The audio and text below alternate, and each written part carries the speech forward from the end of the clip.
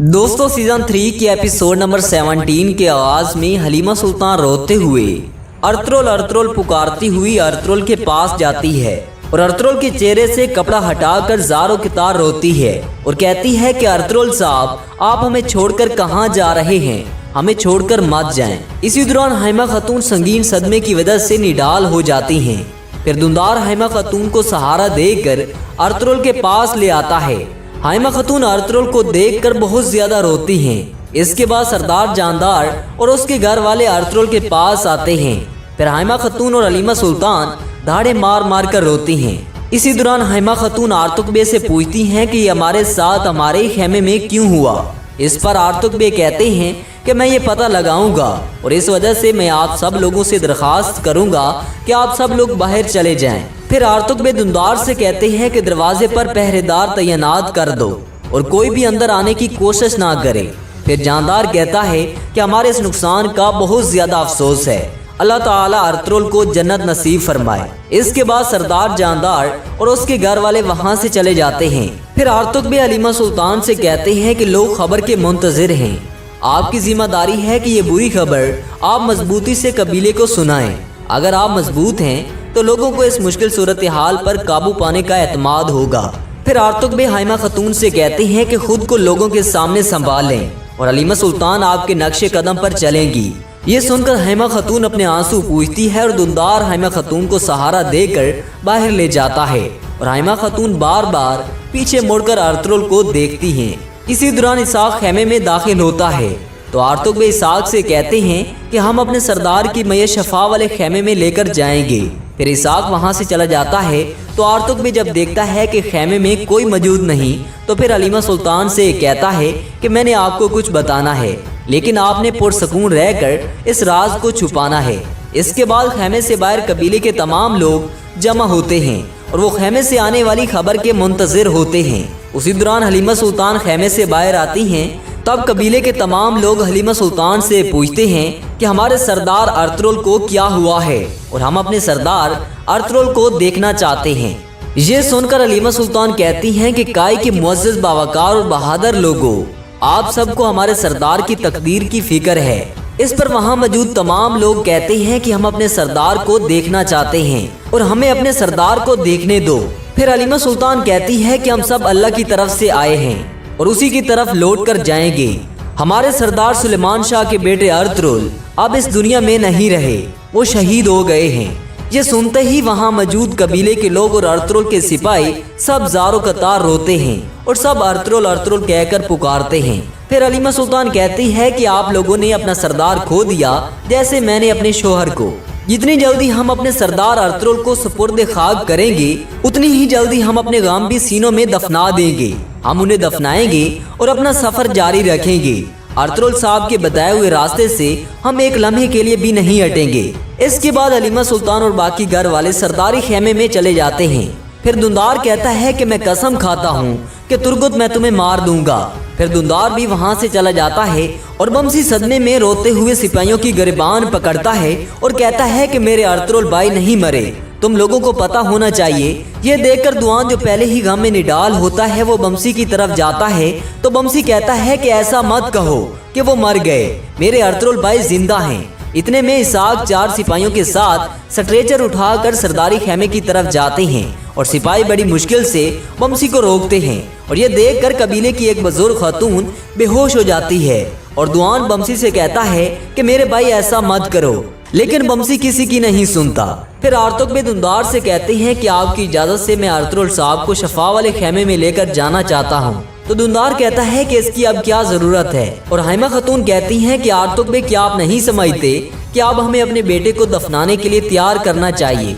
इस पर आर्तुक बे कहते हैं कि ये जानना जरूरी है कि अर्तुरुल साहब को जहर दिया गया है या कुछ और। फिर दुंदार कहता है कि आर्तुक बे साहब मेरे भाई को जहर दिया गया है, क्या आपको हकीकत नजर नहीं आ रही और ये सब कुछ तुर्गुत ने किया है। ये सुनकर आर्तुक बे कहते हैं कि हजूर किसी पर इल्जाम मत लगाएं, आप और गंदूज की मौजूदगी में ये मेरे लिए समझना अहम है कि अर्तुरुल को क्या हुआ है। इसके बाद इसाक और बाकी सिपाही अर्तुरुल को उठाने के लिए दूसरे खेमे में चले जाते हैं। फिर हाइमा खातून आर्तुक बे को रोककर काई परचम देती हैं। आर्तुक बे वो काई परचम अर्तुरुल की मैयत के ऊपर लपेट कर सरदारी खेमे से बाहर निकलते हैं। जब सिपाही अर्तुगरुल की मैयत को बाहर ले आते हैं तो कबीले के तमाम लोग अल्लाह अकबर के नारे लगाते हैं।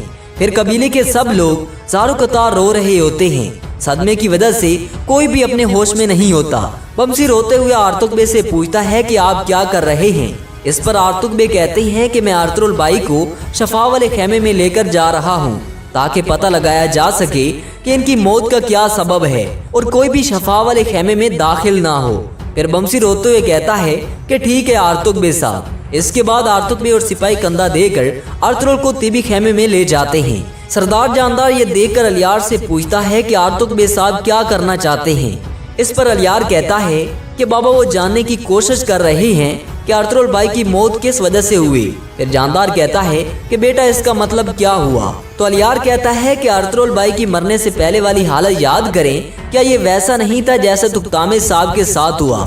इस पर जानदार कहता है कि जब मैंने अर्तुगरुल को ऐसे देखा तो मेरी पहली सोच भी यही थी। इसके बाद अर्तुगबे तिबी खेमे से बाकी सिपाहियों को बाहर भेज देते हैं और इसहाक आटानुमा कोई चीज अर्तुगरुल के इर्द गिर्द डालता है।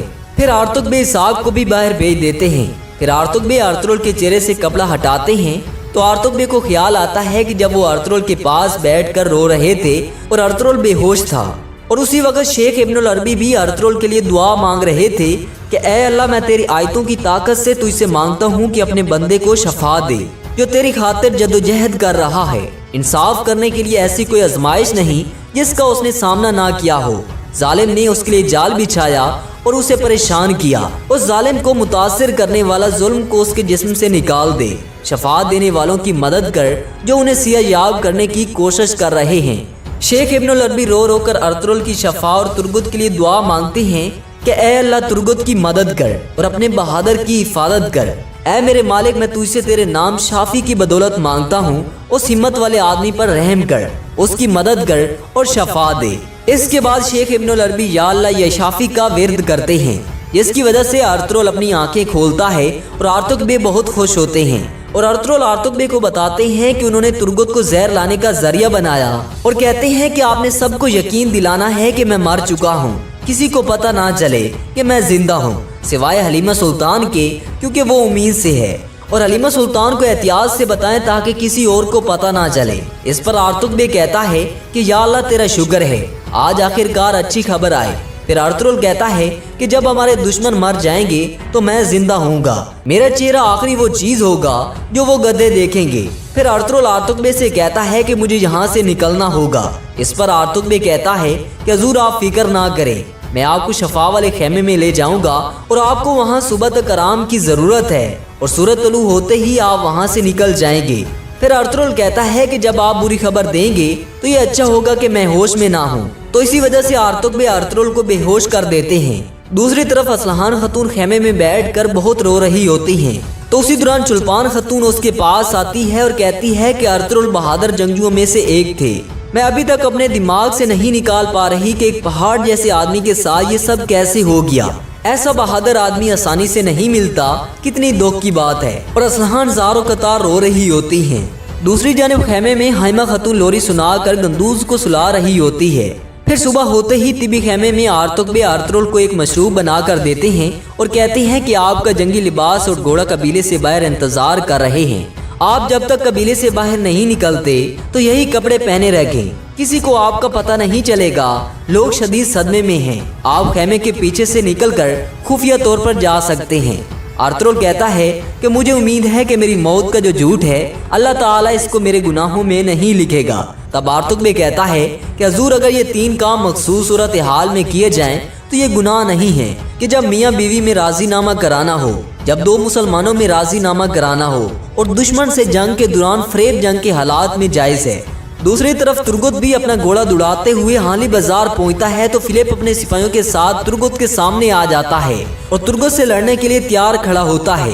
फिर फिलिप तुर्गुत को कहता है कि अर्तुगरुल तुम्हें देखकर जरूर खुश हुआ होगा। तब तुर्गुत कहता है कि आ जाओ मैं तुम्हें दिखाता हूँ कि शेर कैसे लड़ता है। इसके बाद फिलिप अपने आदमियों से कहता है कि पकड़ लो इसे। फिर फिलिप के सिपाही तुर्गुत पर हमला करते हैं और तुर्गुत अपने कुल्हाड़े के पहले वार से फिलिप के सिपाहियों को जहन्नम रसीद कर देता है और वहां से निकल जाता है। फिलिप भी तुर्गुत के पीछे अपना घोड़ा भगाता है। उसी दौरान मारिया भी आ जाती है और सिपाही से कहती है कि मेरा फौरन घोड़ा तैयार करो।